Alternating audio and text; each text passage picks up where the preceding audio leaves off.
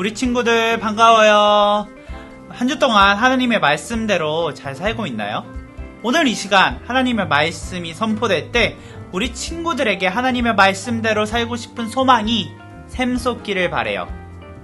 오늘은 우리 친구들과 몇 가지 퀴즈를 먼저 풀고 시작하려고 해요. 벌써 포기하지 말고 너무 쉬우니까 우리 친구들 꼭 풀어봐요. 자, 그럼 전도사님이 문제를 한번 내볼게요. 자, 7 더하기 8은 얼마일까요? 자, 그렇다면은 13 마이너스 8은 얼마일까요? 아주 잘 맞췄어요. 더 어렵게 곱셈도 한번 해볼까요? 2 곱하기 3은 무엇일까요? 9 곱하기 8은 뭘까요? 우리가 이렇게 맞힐 수 있는 이유가 무엇일까요? 우리가 플러스, 마이너스, 그리고 곱하기까지 각 부호마다 가지고 있는 의미를 잘 알고 있기 때문이에요. 만약에 이 부호들의 의미를 몰랐다면 이 문제들을 풀 수 없었을 거예요. 그리고 이 규칙을 확실히 알고 있다면 이것과 관련된 그 어떤 문제도 흔들림이 없이 풀 수 있어요. 자, 그러면은 진짜로 어려운 문제 전도사님이 하나 더 줄게요. 가로 열고 83,091 플러스 98,934 곱하기 2020 가로 잡고 곱하기 0은 모두 정답을 구했죠? 이것보다 우리가 더 확실하게 알아야 되는 것이 있어요. 그것은 바로 예수 그리스도예요. 우리 친구들 예수님이 누구신가요? 예수님이 누구신지 너무나 잘 알고 있죠? 그 예수님이 누구신지 우리 옆에 있는 가족에게 한번 설명을 해볼까요? 예수님이 누구신가요? 우리 친구들은 이렇게 예수님이 누구이신지 너무나도 잘 알고 있지만 골로새 교회에 다니고 있는 사람들은 잘 몰랐어요. 예수님이 어떠한 분이신지 잘 몰랐기에 다른 사람들의 말에 흔들렸어요. 그들이 어떠한 상황이었는지, 예수님이 누구이신지 다시 한번 더 알아보러 갈까요? 여기는 골로새 교회예요. 골로새 교회는 에바브라가 세웠어요. 그는 바울이 전하는 예수님의 이야기를 듣고 복음을 받아들이게 되었는데 그 마음이 뜨거워서 복음을 전하고 예수님을 다른 사람들에게 전하고 싶어서 골로새로 와서 교회를 세운 교회가 바로 골로새 교회예요.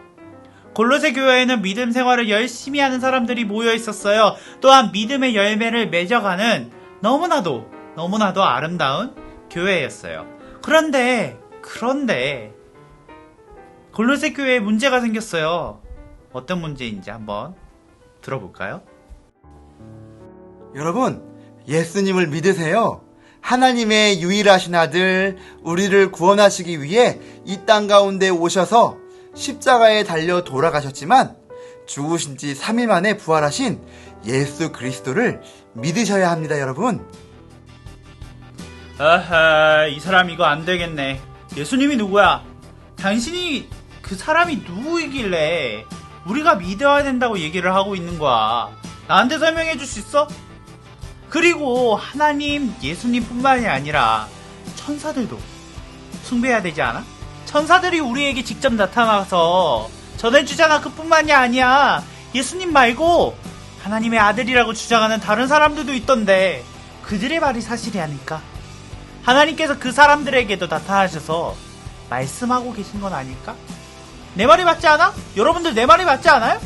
나는 예수님이 실제로 이 땅에 살았던 사람이라고 생각해. 하지만 영적인 것만 신성한 거야. 예수님은 진짜로 몸이 부활한 게 아니라고. 영으로 부활하신 거야. 너도 그렇게 생각하지 않니? 아니, 사람들이 이런 말도 안 되는 이야기로 흔들리다니. 내가 너무 부족하구나. 더 이상 안 되겠다. 로마에 있는 바울에게 달려가 이 소식을 전하고 지혜를 구해야겠다. 사도 바울 선생님, 도와주세요. 골로새 교회 사람들이 예수님에 대해서 확실히 알지 못해서 다른 사람들의 말에 흔들리고 있어요. 저희 골로새 교회를 도와주세요. 그래, 에바브로여. 내가 골로새 교회를 위해 오늘도 편지를 쓰겠네.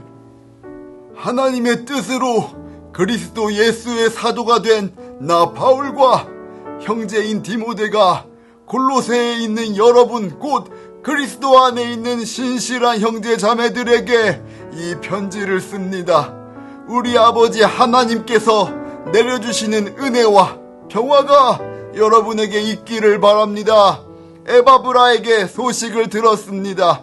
그날부터 우리는 여러분을 위해 쉬지 않고 기도합니다. 우리는 하나님께서 여러분에게 모든 신령한 지혜와 총명으로 하나님의 뜻을 아는 지식을 채워주시기를 기도합니다. 저도 여러분에게 다시 한번 예수님에 대해 알려드리려고 합니다. 예수님은 우리의 구원자, 창조주, 교회의 머리, 화평의 주님이십니다.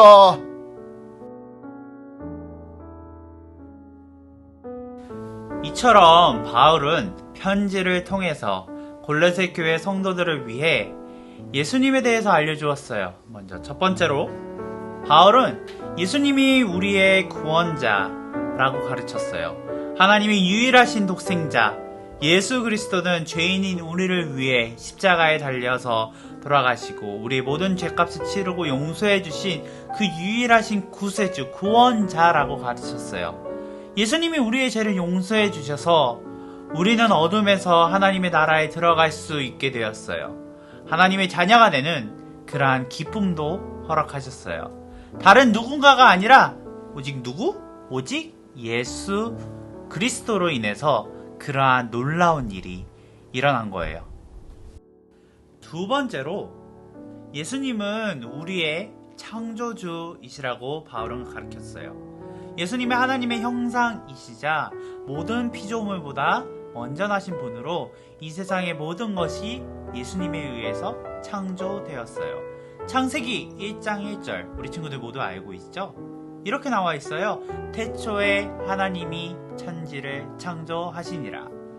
하나님이 태초에 창조하셨는데 말씀으로 창조하셨어요. 요한복음 1장 1절에는 이렇게 나와 있어요. 태초에 말씀이 계시니라. 이 말씀이 하나님과 함께 계셨으니 이 말씀은 곧 하나님이시라. 이 말씀이 육신이 되어 우리 가운데 오셨는데 그분이 바로 예수 그리스도라는 거예요. 예수 그리스도는 하나님의 말씀으로 존재하시다가 그 말씀이 육신이 되어 우리 가운데 오신 분이세요. 그렇기 때문에 예수님은 우리의 창조주이시고 온 세상을 창조하신 예수님이 온 세상을 다스리시는 통치자라는 거예요. 세 번째로 예수님은 교회의 머리가 되세요. 이 말씀은 우리가 에베소서에서 읽은 말씀이에요.